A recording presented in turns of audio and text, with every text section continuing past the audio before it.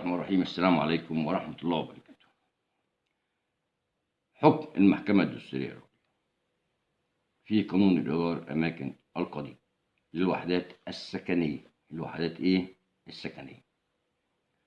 ومجلس النواب قلنا اتحرك وهيتحرك إن شاء الله. اتحرك خلاص يعني، وفي ندوات وفي اقتراحات وعندهم دراسات وناس مختصين لصياغة قانون جديد بدل قانون إيجار الأماكن القديم بالنسبة للوحدات التجارية والوحدات السكنية. طيب، ناس كتير جدا بتسأل وجالي أسئلة في المكتب وجالي أسئلة: إيه موقف المحلات في حكم المحكمة الدستورية العليا؟ هل المحلات هتزيد ولا مش هتزيد؟ مش الحكم ده يشمل المحلات؟ بقول لهم لا، الحكم ده حكم المحكمة الدستورية العليا قال عدم دستورية ثبات القيمة الإيجارية للوحدات المرخص بالسكن فيها، اللي هي وحدات السكنية اللي هي مرخصة في الرخصة إن هو سكن. إنما المحكمة الدستورية العليا لم تتطرق إلى المحلات في أي شيء. قضية مرفوعة عشان المحلات بعدم دستورية ثبات القيمة الإيجارية، وطلع الحكم على المطلوب اللي هو على الدعوة، اللي هي طلباتك إيه في الدعوة؟ طلباتي كذا. هي الحته اللي هي بتاع عدم دستوريه ثبات القيمه الايجاريه بالنسبه للوحدات السكنيه فقط.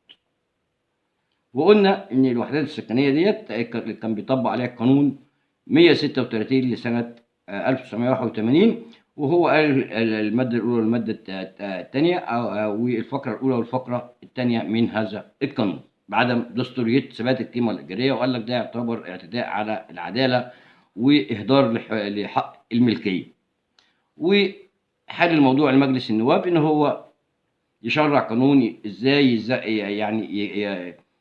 يشرع زياده القيمه الايجاريه وبانهي طريقه وبانهي اسلوب، واداهم فرصه لغايه انتهاء دور الانعقاد الخامس اللي هو هينتهي في 30/6 ان شاء الله 2025. طيب، هنرد على موضوع المحلات. وناس كتير جدا بيعمل المحلات وفتره انتقاليه. احنا عايزين فتره انتقاليه، احنا عايزين الغاء القانون كله. يعني كنا عايزين الغاء قانون ايجار الاماكن كله عشان كان قانون استثنائي ووضع في فترات استثنائيه، وفي ناس اتضرت وناس اتظلمت.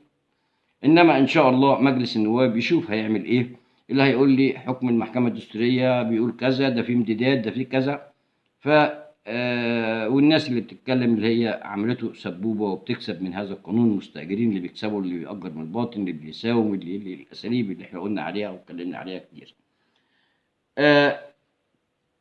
عضو مجلس النواب بيقول: حكم الدستورية واضحا ولم يتضمن بشكل صريح الإيجار القديم للمحلات، والحكم ذكر صراحة إنه يتعلق بالوحدات الإيجارية المتعلقة بأغراض السكن، وبذلك لا يذكر الإيجار القديم للمحلات ضمن هذا الحكم، ولا يكون وفي هذه الحالة البرلمان غير مكلف وغير مطالب بإصدار قانون إيجار أماكن للوحدات التجارية. الحكم هنا بيلزمه بإيه؟ الأغراض السكن. إنما المحلات الحكم ما بيلزموش بيها.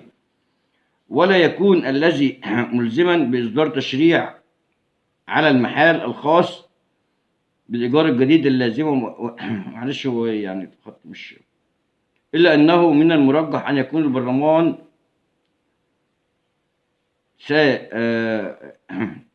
سينظر القانون من الناحية القانونية الشاملة، ومن المنتظر أن يكون البرلمان بنظر قانون المحلات، بس هو مش مكلف بيها من المحكمة الدستورية العليا.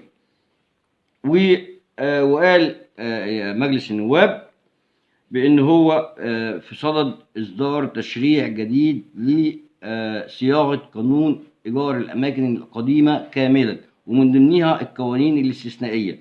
الناس اللي بتسأل بتقول العقود التاريخ إمتى والكلام ده، بقول لك مجلس النواب هيصدر قانون وهيصيغ قانون شامل كامل يشمل المحلات التجارية وجميع تواريخ عقود الإيجار اللي هي القديمة يعني قال لك كل القوانين الاستثنائية اللي تخص الإيجار القديم سوف ينظرها وهيسخها في مشروع قانون جديد.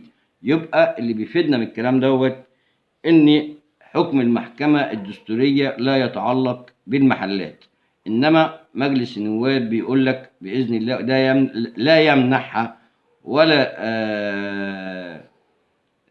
يعني يمنعها من انها تقوم بدراسه هذا القانون اللي هو قانون خاص بايه؟ بزياده القيمه الايجاريه للمحلات، وبالنظر للمحلات واذا كانوا هيطولوا فتره انتقاليه او اذا كانوا هيبقى في امتداد لاي حد من مثلا من الابناء او الورثه، هيقولوا الكلام دوت.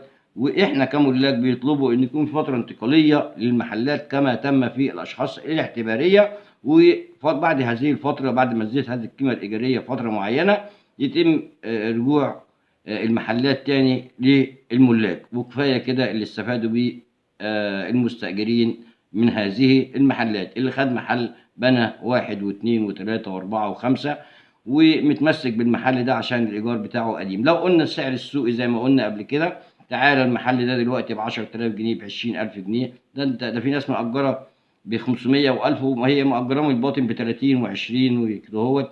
فلما تقول له الايجار كتير هيقول لك لا انا عندي محلات تانية، خد المحل بتاعك وسيبه.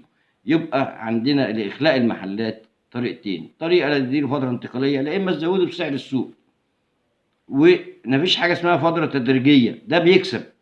الوحيد اللي هو بيدفع ايجار قديم، والمحل يمكن الشقه ما بتكسبش انما المحل بيربح وشغال بسعر السوق. فلما اقول له الايجار انت زي اللي جنبك ب 20 ولا ب 10، هيقول لك لا مش قادر، خلاص سيب المكان وتدفع فوري وتدفع. ما فيش حاجه اسمها فتره تدريجيه، ان ده الوحيد اللي كسب من القانون القديم.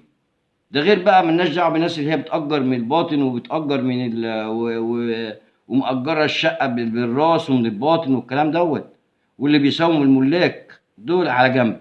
المحلات بتكسب، اعمل له سعر سوقي، اسعار سوق، وقول له انت بتكسب وكسبت، انت الايجار بتاعك كذا، عايز تقعد اقعد على فوري، يعني فورا، يعني على طول.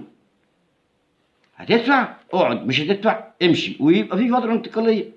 يعني كويس قوي قوي قوي. احنا قلنا سنه، الناس من الزهقان بتاعها سنه. لما اقول لك كيلو ما بيجيبش كيلو سكر، ما بيجيبش بضايه، ما بيجيبش مش عارف ايه، ما بيجيبش سندوتش، عيب.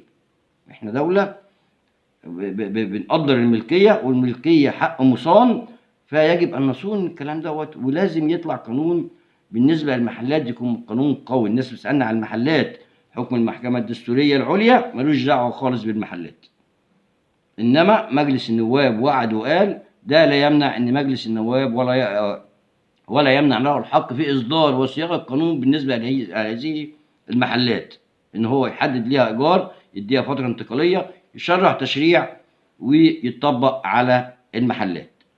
الناس اللي بتسالنا على المحلات، يا جماعه لسه اطلبوا طلباتكم وشوفوا انتوا عايزين ايه، وقولوا اقتراحاتكم واحنا هنوصلها، وقولوا المعاناه، وقولوا اللي حصل معاكم من المستاجرين عشان نذيعه ونقوله لكم، واطلعه في القناه واقول المعاناه اللي انتوا بتعانوها. انتوا عانيتوا كتير، ومع الاحترام الكامل لغير القادر، ان الغير قادر من المستاجرين مش قادر تدفع، الدولة هتتكفل بيك وهي اللي تعوضك وهي اللي تديك سكن بديل. انما الملاك ما عندهمش استعداد، ان هم تعبوا وشقيوا وقال لك احنا عندنا شيوخ وعندنا شيخوخة وعندنا ناس كبيرة وعندنا ناس ما بتاخدش معاشات ومعتمدين على هذا الايجار، والايجار كان متدني ما كانش بيكفيهم ولا يعمل معاهم اي حاجة. وان شاء الله باذن الله القانون يصدر في ميعاده ويكون قانون شامل للوحدات السكنية والمحلات التجارية. وشكرا.